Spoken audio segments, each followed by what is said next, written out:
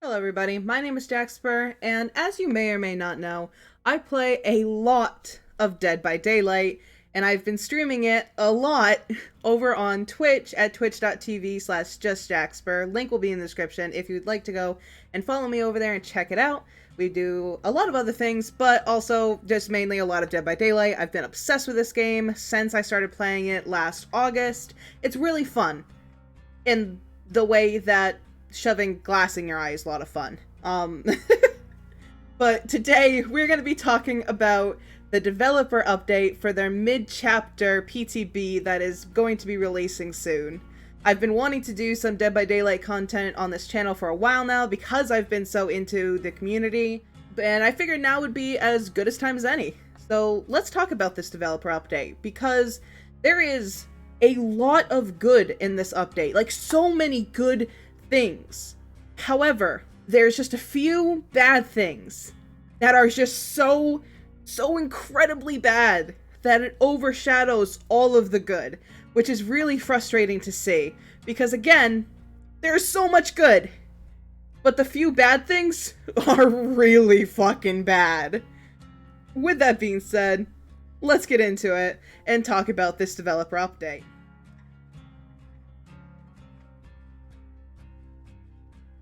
The first thing first is Bloodweb Improvements. Now, I really like this. A lot of people really like this. A lot of people are really excited to see these Bloodweb Improvements. They've basically added 3 new ways that you can buy through the Bloodweb. They've added automatic purchase, where you just press the little button in the middle and it'll automatically grab whatever, prioritizing perks first and then the cheapest option available. You can then click on a node at the end or in the middle or anything, and it'll purchase everything up to that node. Mind you, the entity is still in play during this, so it could grab something and completely just ruin your day.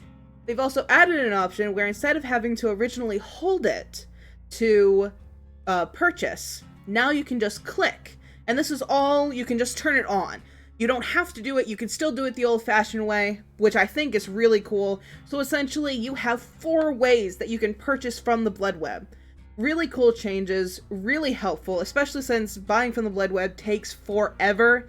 The only other thing that I personally would love to see is the Bloodweb should get its own audio track so that you can just mute that son of a bitch. It is so loud. I don't spend blood points while I'm streaming, or at least I try not to, because of how loud it is. Like, literally, listen to this.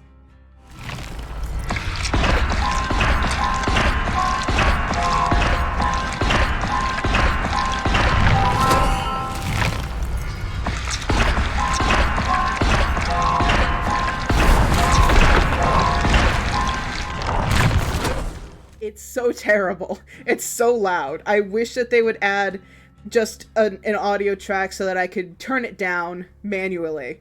But other than that, it's not a big deal. Pretty cool changes overall.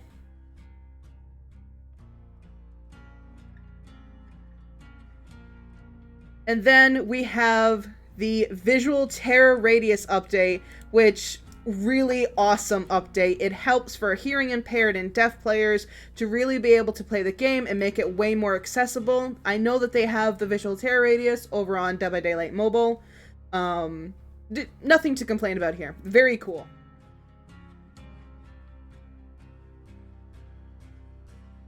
And then we go on to map updates for Autohaven Wreckers, specifically Blood Lodge and Gas Haven, which are really freaking cool updates that just needed to be done. I've been loving all of the map updates that they've been pushing out with Erie and the Red Forest and stuff like that, Temple of Purgation. Those maps look just so amazing.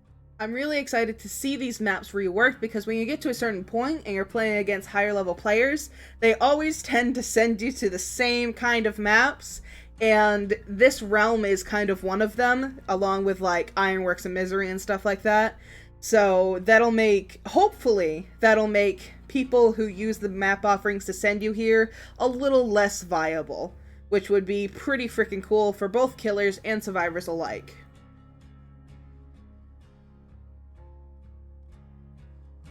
And here, in my opinion, is where it kind of deviates.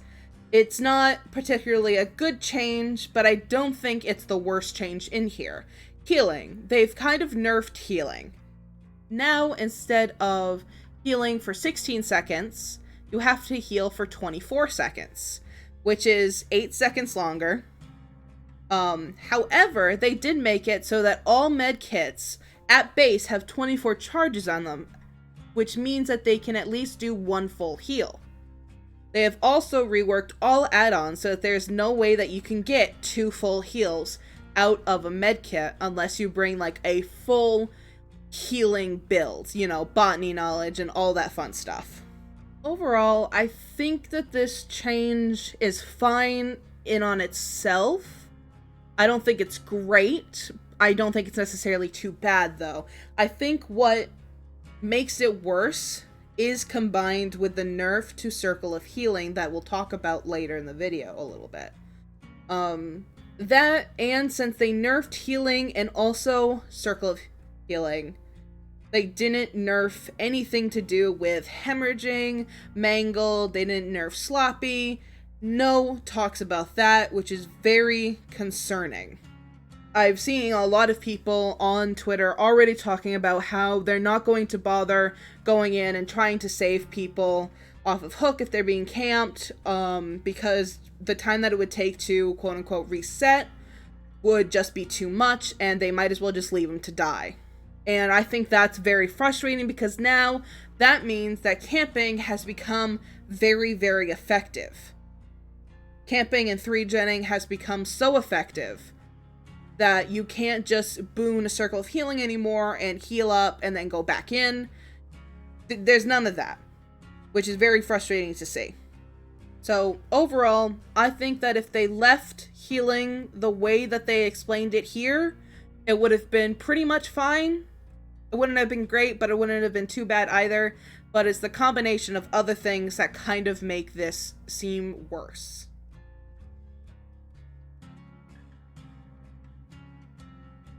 Perk updates. Now, we got perk updates for things like, for a perk like Gearhead, which isn't too bad. It just is some nice aura reading. Overzealous, which is pretty good. It used to only affect when you would cleanse a hex or cleanse a totem, but now it'll also affect when blessing a totem, which is pretty good. The pain res nerf, I think, was a little... I don't know. I think it was a little too much, but I also think it's good. It's kind of one of those things. It starts with 4 tokens. You only have 4 tokens. The first time each survivor is hooked on a scourge hook, the generator with the most progress will explode and lose that progress. Which, yeah, I think that's pretty good. Now you just can't endlessly put people on a scourge hook and just continuously pop the gens.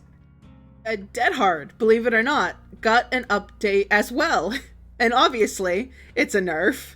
Because why wouldn't it be a nerf? And this is me speaking as someone who does not use Dead Hard. I can't use Dead Hard for the life of me. I can't ever time it. But Dead Hard will activate after safely unhooking a survivor. And then when activated, it'll give you the effect of Dead Hard. You get the endurance status effect, and then you become exhausted. My problem is with Dead Hard will activate only after unhooking a survivor. That, to me, at least as of right now, seems like it's going to promote tunneling. Because there's no reason now for a killer not to hit the survivor that got unhooked. To make sure that the survivor that unhooked them doesn't get their Dead Hard. And with that being said, if the survivor that unhooked them just fucked right off and doesn't like try to take a protection hit or anything like that, why not go for the person that you just hit off hook? Why not do that? Why not tunnel them right out? Because they're going to be the easier target. I fear that this will promote tunneling, especially with the nerf to healing so drastically. It's going to be really hard. We're going to see a lot of tunneling, a lot of camping. A lot of people are going to bring in Sloppy Butcher. 3 gens just became easier to protect. Like, this update is really kind of... It's going to be hard for survivors. And a lot of people are saying just become a killer maid now. Call of Brine also got a debuff, which is pretty okay. You know, they toned down the power and the regression speed. I don't use Call of Brine personally, and I don't really see a lot of people use Call of Brine, so that's kind of whatever. Overcharge is also kind of whatever. I personally like to use Overcharge. I usually use Overcharge in tandem with Nowhere to Hide, which is a night perk, which is pretty good. But overall, these aren't... It's not a like a massive debuff. It's a little bit of a debuff, but not like a massive nerf, you know what I mean?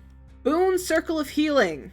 Now, this is the biggest one. This is where I personally think that this goes completely downhill.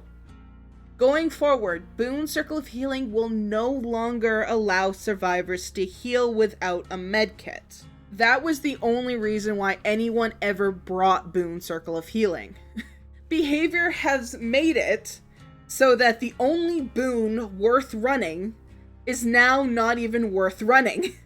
People only brought in other boons to be used and grouped up with Circle of Healing. So boons are essentially just out of the picture now, which doesn't surprise me since they haven't made a boon totem in like a year.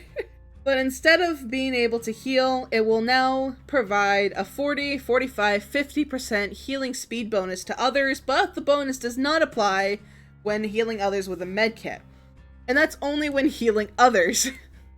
I don't know if there's going to be something when healing yourself, but this is only to altruistic heals. Additionally, the auras of injured survivors within the boon range will be revealed to all other survivors. So if you're all healed, you don't get any aura reading on your fellow teammates. And that's only if you're in the boon's range. So this just feels kind of, I don't know, kind of unnecessary, kind of not needed. This right here, in tandem with the healing nerf, I think absolutely just, it's not healthy. It's not good. I think things are just going to go really downhill. Solo queue is now going to be just impossible. Personally, I don't think that this nerf was a good nerf.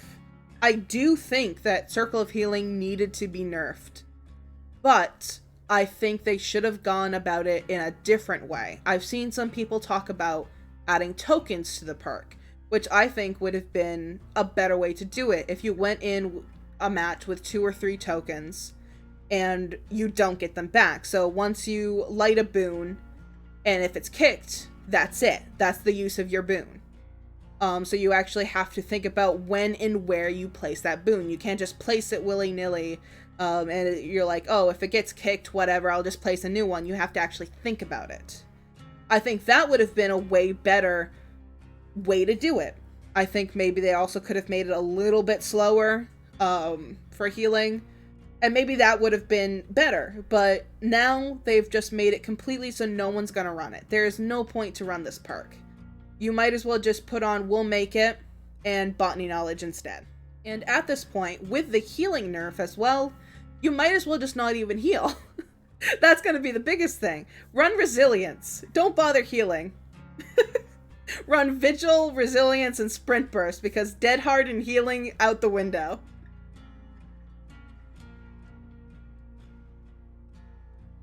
And then next we have the killer updates. Now, I don't know much about some of these updates. I don't really play Hillbilly. I know that this is a massive nerf to the Hillbilly though, which really sucks for Hillbilly players. God bless, I'm not one of them. It's totally a skill issue. I refuse to pick up Hillbilly because he's too difficult for me. But I've seen a lot of people who play Hillbilly get really upset about this. So I'm also upset. I'm in their corner. I will defend my Hillbilly mains because I think they're fun to go up against, and I think they're absolutely crazy for playing the Hillbilly. What they did was they made the overheat mechanic almost a non-factor, which is good. But then they made it increased when he's chainsaw sprinting, which is bad. Because then he's just going to overheat faster on the sprinting. Which kind of, I think, kills sniping billies, which are so fun. They're so much fun. I'm not entirely sure on that. Again, I'm not a Hillbilly player. I don't know much about those changes. They also toned down the engraving add-ons, which sucks because I know that these were helping them do like curves and stuff like that, which who the hell was complaining about Hillbilly curving? Who the hell was complaining about Hillbilly in general for them to nerf him? I honestly don't know, but that's the change that we got for him. The pig has an add-on in which it hasn't been performing very well, so they've nerfed the pig, their words, and increased its add-on speed to 10% was 6%, which I think is very funny that they brought up the fact that they always nerf the pig. When I read that as a pig player, I got very scared. The Oni, they did slight increased movement speed while using certain add-ons during absorbing blood. The Nightmare, they've increased the duration of blindness status effect on each of the add-ons, the Nightmare Sheep Block and the Unicorn Block add-ons. I don't really care about that. I like playing the Nightmare sometimes, which I know, shocker, but I don't really give a shit because blindness doesn't really affect survivors that much. Executioner, Killer Instinct, it's all kind of just, it doesn't really, like, none of these killer changes except for Billy is really big, like really matters. They nerfed the Pinky Finger add-on for the Clown, which again, his bottles are infinite, so it doesn't matter. He can just regenerate the bottles, and if you get a good clown who can throw the bottles fast, who gives a shit? So that's all that kind of updates. Overall, is fine, I guess. Stop nerfing the Hillbilly, please. For the love of God.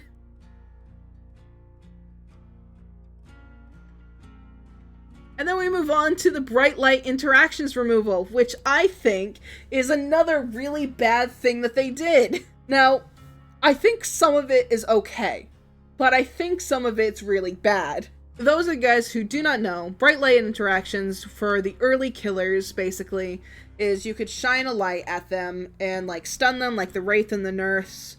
For the Artist, you can shine the flashlight at the crows to scare them away.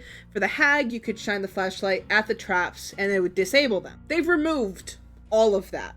For the Hag, now instead of flashlighting the traps and making them disappear, you can now swipe at them, which will take a few seconds to do. Which, I'm kind of iffy on how that's going to work, because I know that you can do the same thing with disarming a trapper's trap. I guess it'll really depend on how long it takes to swipe them, because Hags already camp the hell out of things. And yeah, I know that's how you play her. I play Hag. I don't really like camping Hook and stuff like that, but that's how a lot of people play Hag. So with this, I'm kind of worried that they're just going to place a bunch of traps and that the only way to get a safe unhook is going to be to swipe every single one of them.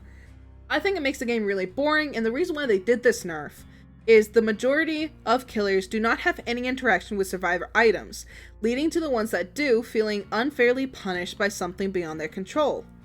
In the past, we removed the ability to sabotage the trapper's bear traps to alleviate this issue.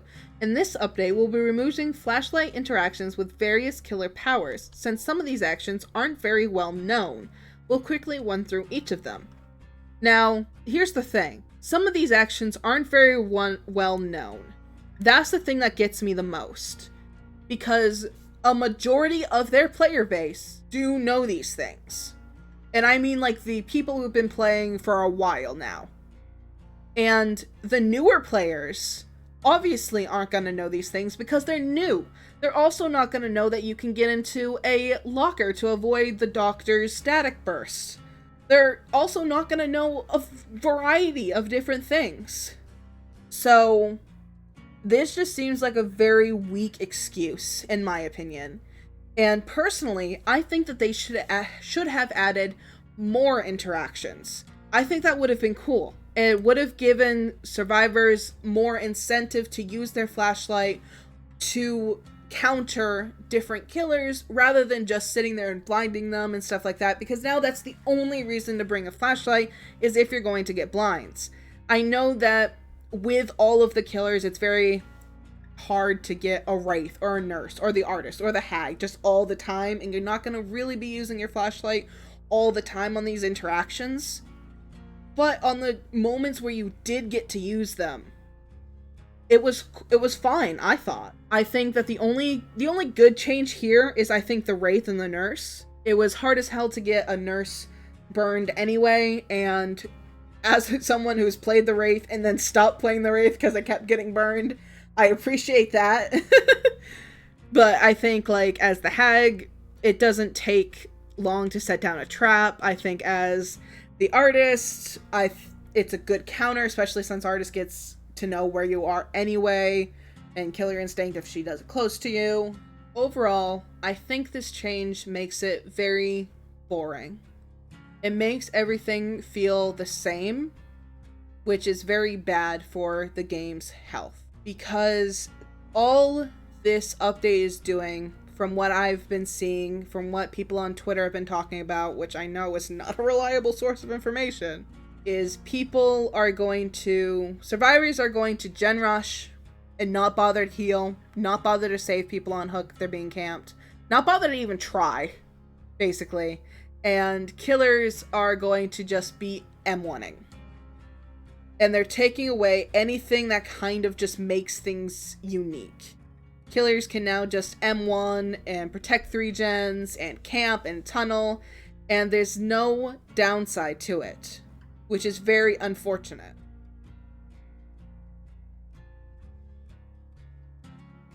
Next, we go on to the latest update, where they're kind of just talking about the rift and the fact that they opened up a deeper rift, which basically means once you've reached tier 70, you can go above and beyond and continue progressing to earn alternate versions of the outfits that they give you during the normal tome. My problem with this is when they say, as for tomes, you may notice a new trend emerging where the most recent character's lore is expanded in the following tome. It's no coincidence, this is something we'll be doing for all new original chapters moving forward, which I think is really cool. To get a tome based off of the character immediately after the character's release, and you just get more lore and stuff about that, you get outfits for them, I think that's a really cool way of doing it. However, the bad part about this comes with previous unlicensed characters. And if you've been waiting to learn more about your favorite characters from years past, don't worry, they won't be forgotten. Older characters will still be featured throughout new tomes as minor characters, which is something that I've seen a lot of people get upset about, and rightfully so, because that means characters that have come out in the past, all original characters that have come out in the past, are not going to feature in their own tomes. They're going to be reduced to minor characters. So Elodie, Zarina, Hattie, Dredge, Oni, any of those characters are now not going to get a tome. They're going to be maybe minor characters in future tomes featuring someone else. At least that's what a lot of people are speculating is going to happen. The reason why I say that is because they also bring up that for licensed chapters, they won't do tomes like that, at least for the most part. They says, licensed chapters, meanwhile, may be an exception to this. While we would love to expand upon their stories, as we have done in the past with the likes of Ghostface and Bill Overbeck, licensed characters come from franchises of their own with their own stories to tell. Therefore, the tomes followed licensed chapters may exist original characters instead. That is why I say speculating, because if we get, let's say, Xenomorph as a killer, just for an example, because that's someone that I really want to personally see as a killer in Dead by Daylight, and let's say due to licensing reasons or whatever, they're not able to do a tome based off of Xenomorph in the lore. I think then they will bring a past character into the light, and it'll be, Oni, it'll be Zarina, it'll be Elodie. I think that that's what they're going to do, which if they do it like that, I'm going to be okay with. That's fine. That's absolutely fine. However, we don't know for certain. So we're just going to have to see.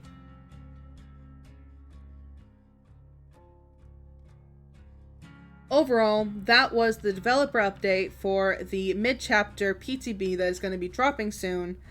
And it's, like I said, it has a lot of good things in it. However, there's just the bad is just really, really bad. And I think that it's going to make the game very unlikable for a little bit until these changes get a little bit changed. Or until other things get balanced around these changes. Like I said, for the healing update, there needs to be a change to hemorrhage and mangled, sloppy butcher, everything that does those status effects. There needs to be a change to that to balance it. If you're going to make it so that Dead Hard only activates on safe unhooks, if you're going to make the healing changes, you need to address the tunneling and the camping.